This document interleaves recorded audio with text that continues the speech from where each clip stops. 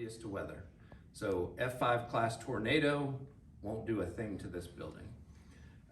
From a natural disaster standpoint, we could sustain up to a 6 on the Richter scale earthquake, a direct ballistic attack, and it also has the capability to be impervious to electromagnetic pulse or geomagnetic disturbance.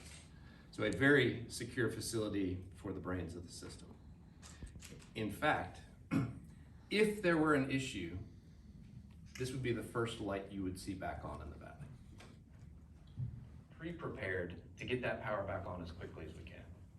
Can you tell us about the screens that employees down there will be looking at when they're working? Yeah, so if you look across the 360 of the facility, on the outskirts are what your transmission operators will be looking at.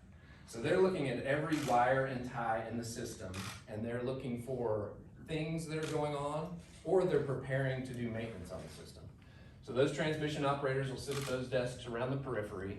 They'll be viewing the system in real time, looking for events that may be precursors and preparing the system to stay reliable. In the center section is where you dispatch the fleet. So everyone from Starkville, Mississippi to Johnson City, Tennessee, from Paducah, Kentucky to Blue Ridge Mountains can be ensured that we're going to have the reliable, affordable, and resilient power that TVA is known for in the future. One thing that TVA knows is that we can't bring the energy grid of the future to the Tennessee Valley using yesterday's technology.